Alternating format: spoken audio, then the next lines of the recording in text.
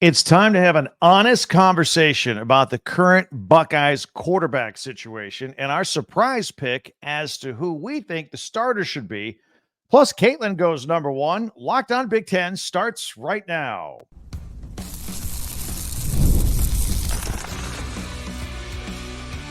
You are Locked On Big Ten, your daily podcast on the Big Ten Conference. Part of the Locked On Podcast Network, your team every day.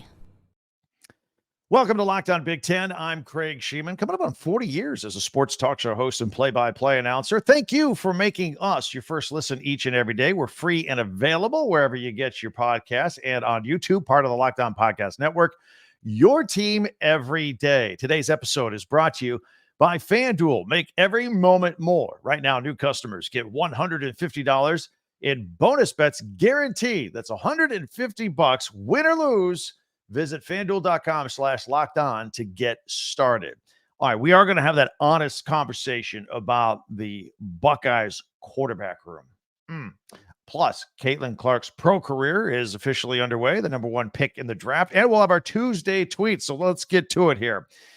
It was an awesome weekend in Columbus, Ohio for this spring game. It was great. It was a great sight to see. Blue skies, crisp spring breeze out there, a national television audience, and over 80,000 Buckeye fans assessing the 2024 season, just like I was, just checking it out, seeing what it looks like, keeping an eye on everything, because the expectations are big at Ohio State to win a Big Ten championship and a college football playoff run. That is all on the table.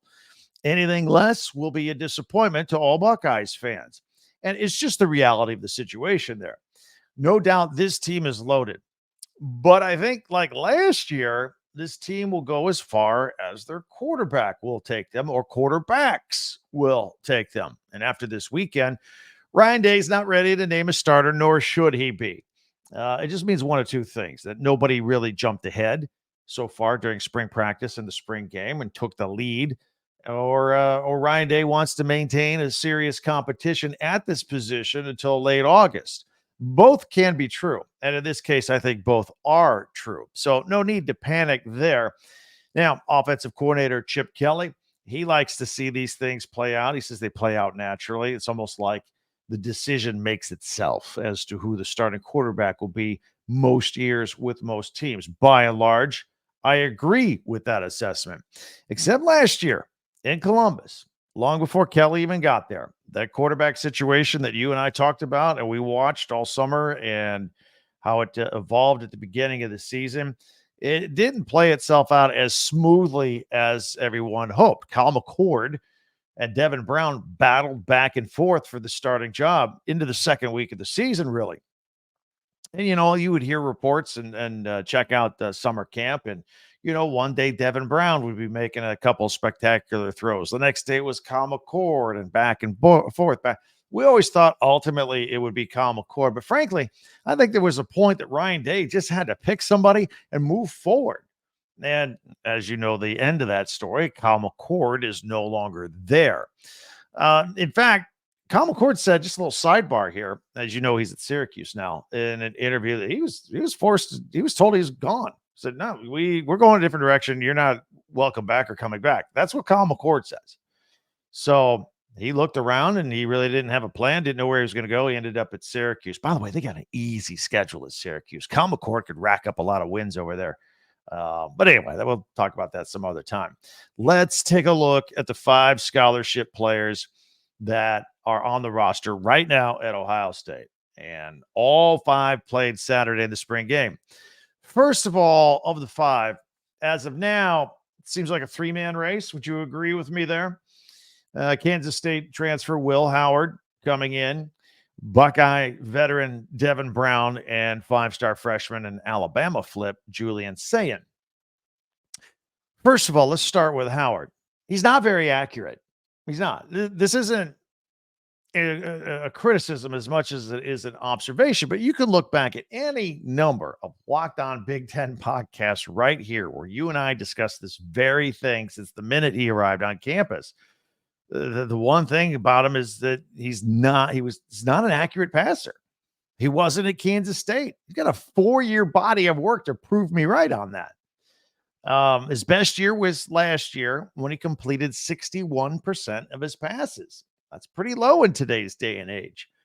His previous 3 seasons at Kansas State were all sub 60% in the 50s. That's not going to get it done against Michigan and Penn State and Oregon. I don't think so. Probably not. Saturday, he wasn't much better either. He was just 2 of 6 on passes longer than 10 yards.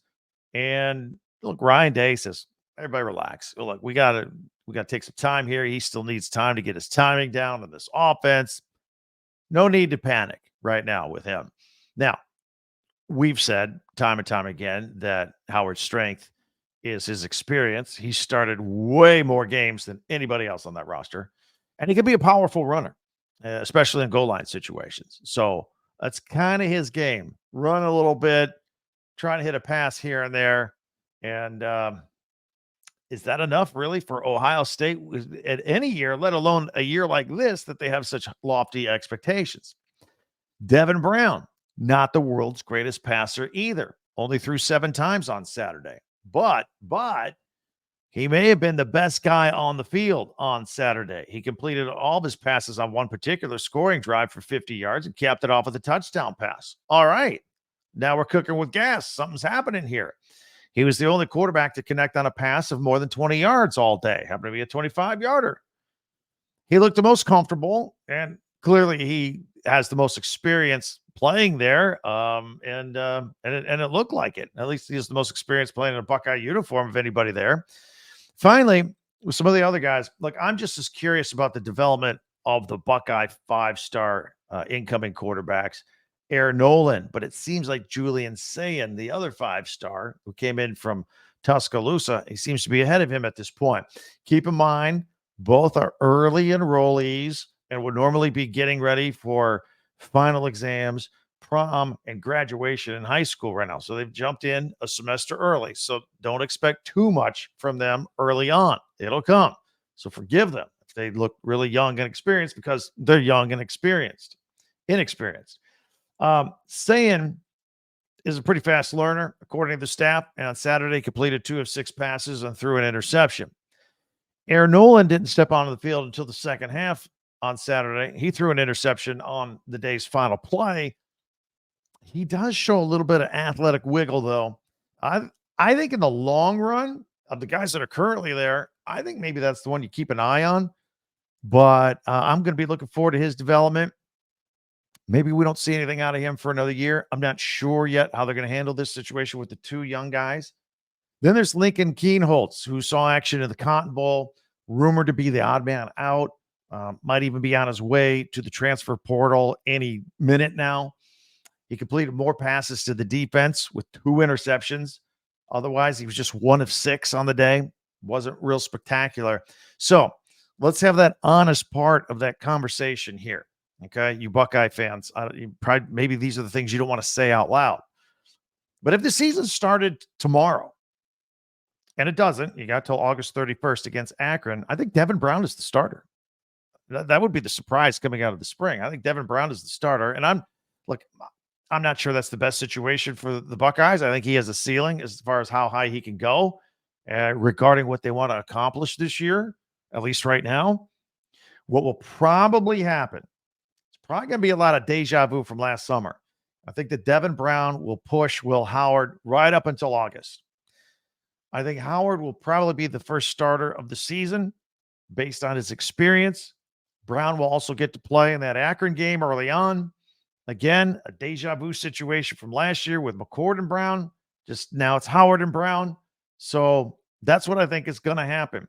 I also expect Sayin to get a few snaps in the first couple games of the season as well. But as I mentioned, I'm intrigued by Aaron Nolan, but maybe it's another year before we see him unless he really grows this summer and can really push somebody. And like I said, I think Kienholz leaves the program anytime now. Well, overall, I don't get a warm and fuzzy feeling about the quarterback situation at Ohio State. And like, I'm not being a hater. I love it. I love everything about the Big Ten, right? I'm very interested in this storyline. But you Buckeye fans, you diehards, you know as well, you watch this stuff. What are you thinking? Are you thinking the same thing I am? Are you just afraid to say it? Or do you disagree with me? Love to hear from you. Always like to have a conversation. But this team is good. This team can get where it wants to go. It's only going to go as far as the quarterbacks will take them. Ryan Day and Chip Kelly, they've been around the block in these quarterback situations. They'll figure something out. They'll have the right guy in there. Kickoff is about 4 months away. So I'd like to hear what you Buckeye fans have to say about that. In the meantime, if you like what we're doing every day, love to hear from you. Be sure to subscribe and follow on Locked On Big Ten for free wherever you get your podcast. That way you'll get the latest episode of this podcast as soon as it becomes available each and every day. And we would love to have you be part of our Big Ten family over here as we talk about literally every day we talk about this stuff. So coming up next, we got some news. Another lost staff member at Michigan. I think there's some question marks at quarterback at Iowa that they are on thin ice there. And Caitlin Clark goes number 1 in the WNBA draft as expected. All that coming up in just a minute right here on Locked On Big Ten.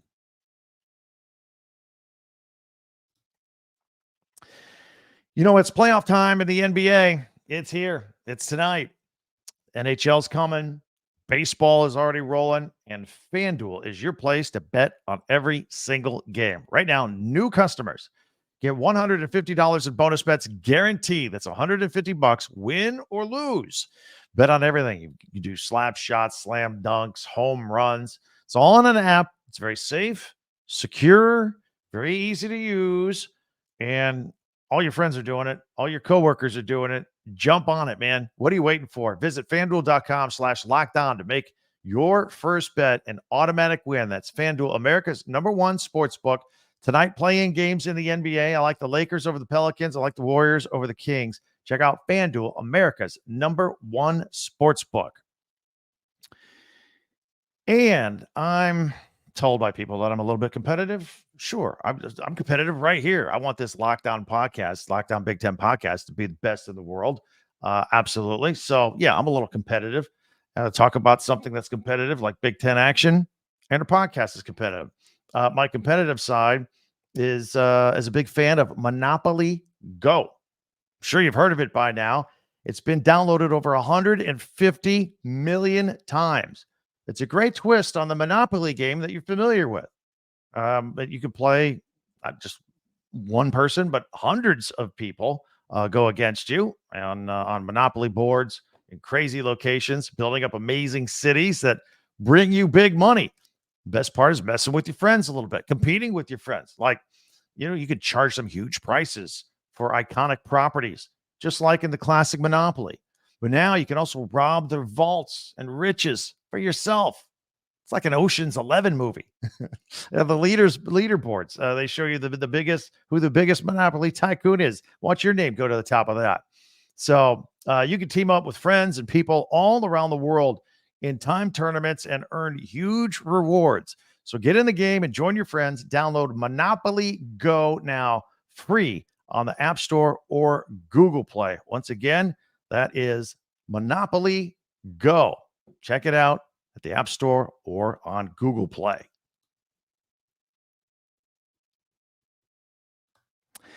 All right, I want to thank everybody for making Locked On Big Ten your first listen every day. Thank you so much, especially you everydayers out there. Meanwhile, be sure to subscribe on YouTube, share, follow, and like Locked On Big Ten, your team every day. Don't forget to check out our website, talkbig10.com as well. More Caitlin Clark in the news, WNBA draft last night.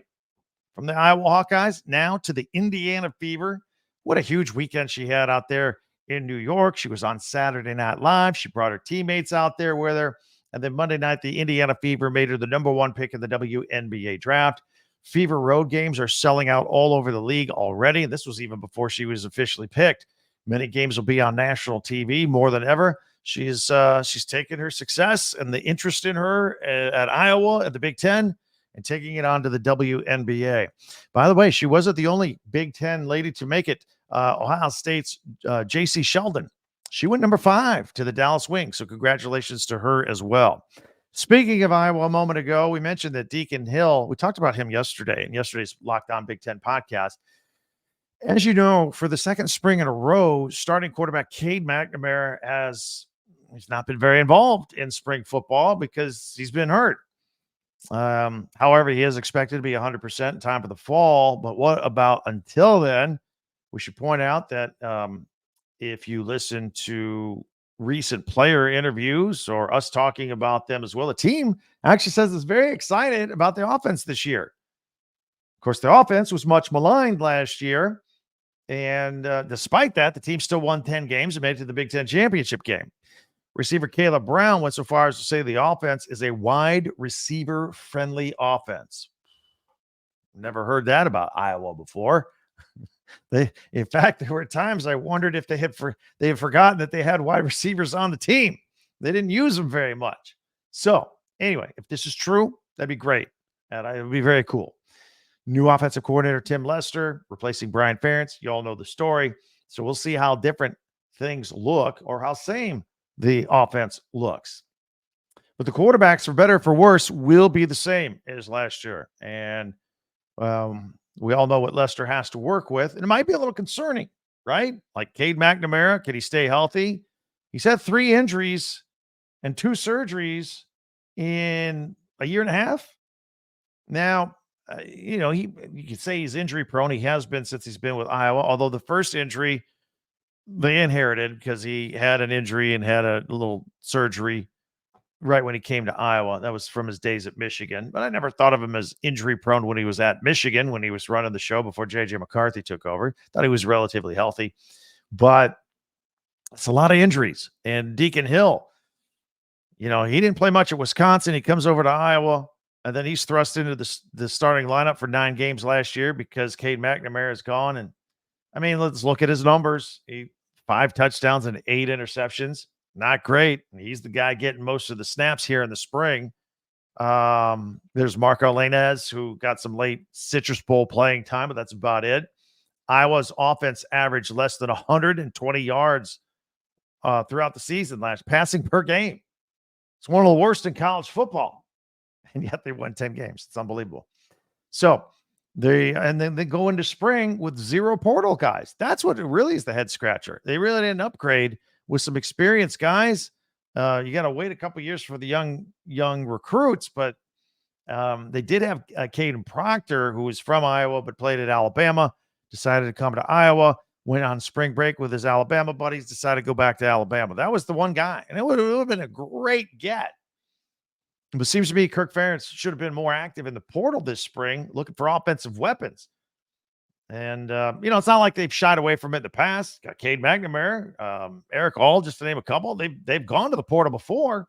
So I'm surprised that their effort there has been so minimal this year. But we'll see what they do now. Right now, the portal is open once again.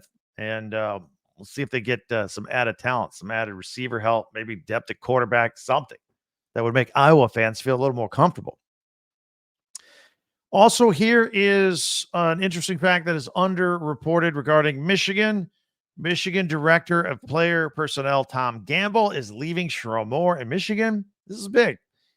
He's taking a job with the Jacksonville Jaguars, so he's going to the NFL. He had 2 stints at Michigan, first from 2017 to 2019 under Jim Harbaugh before he returned as the Director of Player Personnel. He was very instrumental in helping Jim Harbaugh put together the national championship roster there. So he will definitely be missed. Hey, it's Locked On's NFL Mock Draft Live on April 17th at 7 o'clock Eastern, streaming on the Locked On Sports Today 24/7 streaming channel on YouTube or the free Amazon Fire TV channels that we talk about all the time here. Find the ultimate 6-episode series on April 17th, 7 o'clock Eastern, and hear who the local Locked On experts are picking for every NFL franchise with live reactions from local college football experts and even a fantasy football angle. Locked On NFL Mock Draft, April 17th, 7 o'clock Eastern Time, streaming on Locked On Sports Today 24/7 streaming channel, and again on YouTube or your free Amazon Fire TV channels app. Should be a lot of fun. Speaking of a lot of fun, we always have a lot of fun on Tuesday. It's called Tuesday Tweets. We'll see if yours made the list. That is coming up next right here on Locked On Big Ten.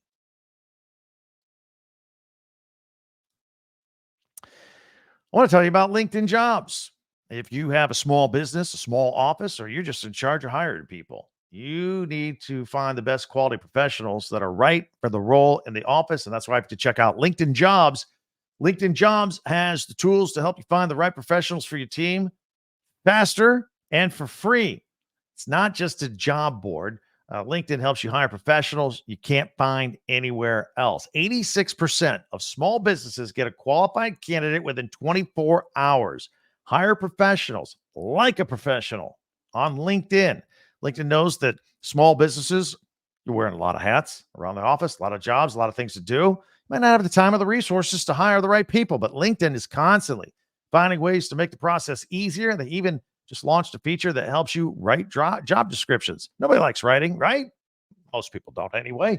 But yeah, they'll take care of that for you. Make the process even easier and quicker. 2.5 million small businesses use LinkedIn for hiring. Post your job for free on linkedin.com/lockdowncollege. That's linkedin.com/lockdowncollege to post your job for free. Terms and conditions apply.